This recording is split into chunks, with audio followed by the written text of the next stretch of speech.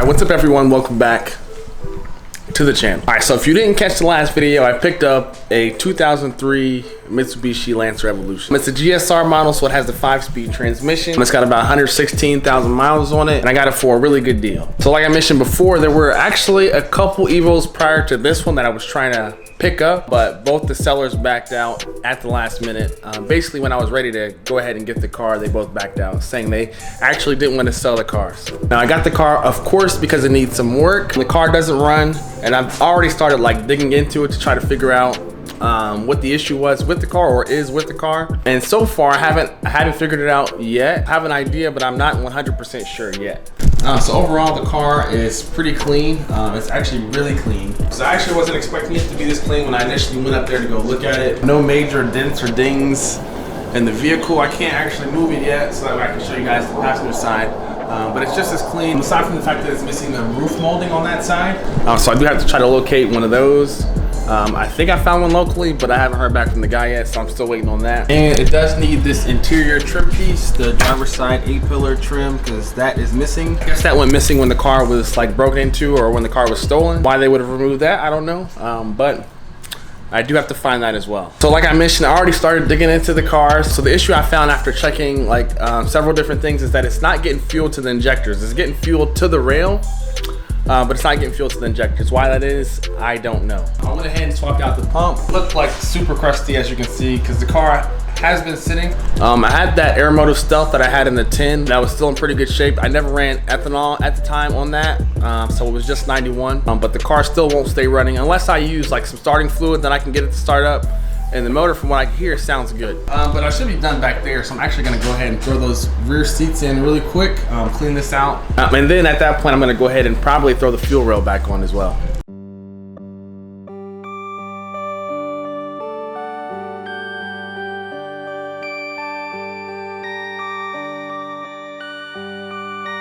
Perfect. So I found the guy that originally put this car together, and I started asking some questions about the build and everything. So it turns out the motor actually is built. So it has a built bottom end, built head as well. And the car was tuned on an AEM V1, which to confirm it, I went ahead and looked, and it absolutely was. So I pulled this out, and part of me feels like this may be the problem, maybe the reason why the car's not running. I actually went ahead and ordered a OEM ECU, which should be here today. But I may actually try to fire it up with the stock ECU and see if that works, see if that's the issue, because I'm hoping that it is. And at that point, I'll probably just go ahead and get it tuned. Now I'm gonna go through the specs on the motor really quick. The head was completely redone. It has HKS, it says 280 cams and a full BC valve train. So the top end was done at 93,000 miles, which again, it has 116,000 miles on it currently. So not too bad. The bottom end was done at 86,000 miles. It was redone with Wiseco pistons, and Eagle rods, OEM crank, oil pump. And at the time, I guess the FP red that's on it was rebuilt as well. Also has ARP studs, OEM head gasket. I guess they did a balance shaft eliminator kit. All right, now obviously to confirm the engine build, I would have to pull the motor apart, which maybe at some point I'll do that. But I looked underneath. It looks pretty clean, aside from like the dirt and dust, stuff like that from the car has been sitting. The whole engine bay actually needs to be pressure washed out. So the car was set up for a speed density. As you see, there's no MAF. Also has, I'm guessing, the 3 or 4 bar map sensor, which I'm gonna have to figure out where this is gonna be mounted at, because that's that just looks sketch. So I'm gonna fix that. The manifold was coated with something at some point. It still looks pretty good. And again, no leaks, no valve cover leaks, anything like that. Or on the timing cover, it's just super dirty. Like I said, I removed the fuel rail, so I'm gonna have to go ahead and put that back in along with the injectors. It does have Greddy intercooler piping. Like I said, I'm dying to actually go ahead and clean that, power wash the bay, because it's filthy. And I think the car is gonna clean up really nice, because like I said, the paint still looks pretty good. So now I'm gonna go ahead and take a second, throw this fuel rail in, so that way it's all set, the car is ready to go. And maybe I'll try to start it with some starter fluid, so that way you guys can hear it briefly, so that way you guys know that I'm not BSing, that the motor isn't blown, you know? Because it does sound good for the second or so that it does run. So let's go ahead and do that really quick. And hopefully the ECU shows up soon.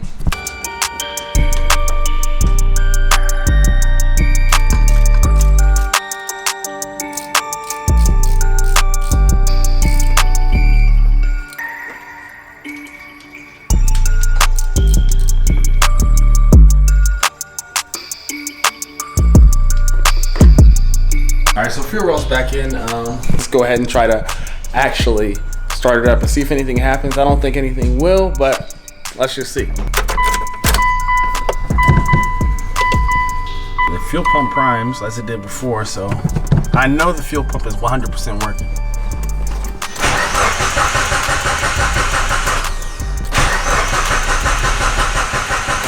All right, so nothing. I'm gonna go ahead and throw some starting fluid in there and start it up with that, because it should start with that. It did before, so. And it does have gas in it. I don't know if I showed you guys that as well, because when I first got it, it was like completely empty or whatever. But I grabbed some gas. There's some gas in there for sure. So.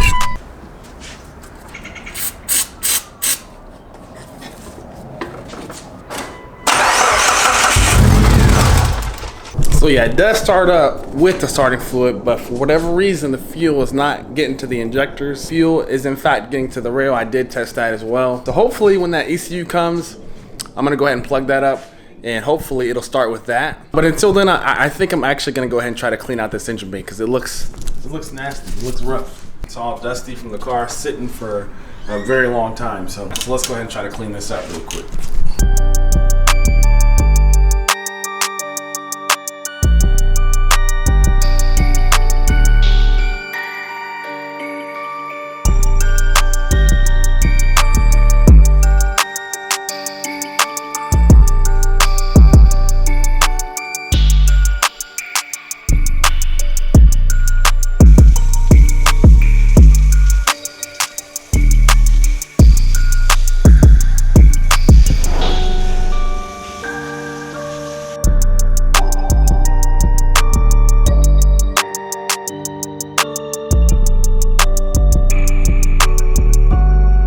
So the engine bay definitely looks better. At some point I will go through and actually detail it, probably once the car is actually mobile and moving and stuff like that, but it looks a whole lot better than it did. This filter here is still like pretty dirty. I didn't try to clean that yet. I need to go buy one of those like K&N kits where I can clean it, re-oil it, and I should be able to reuse that filter there. But my ECU actually came, so I'm gonna go ahead and open this box up here, open up the ECU and actually go ahead and plug it in and try to start the car with it just to see if anything happens. I don't know, but let's go ahead and see what happens.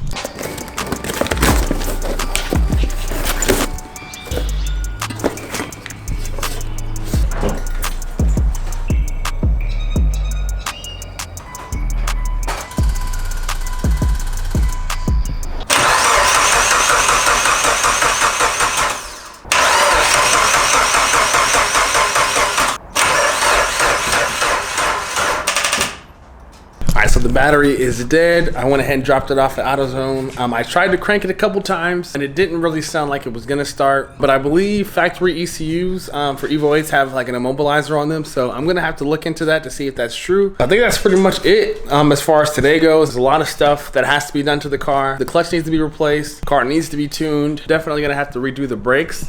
I know it's just surface rust and that'll go away, but I feel like I would feel a lot more comfortable if I just swap those brakes out. I do like the Evo 7 taillights, but I may actually swap those out with like the JDM style ones, not actual JDM ones, because I don't want to spend that money. If you're looking forward to Evo content, go ahead and subscribe to the channel if you have not already, because hopefully in the coming weeks we'll be able to have this car up and running. Maybe not 100%, but we do have some work that needs to be put in on the car. I appreciate you guys checking out the video. I know it wasn't a super long video today, but if you could, go ahead and give this video a thumbs up, and I'll see you guys in the next one.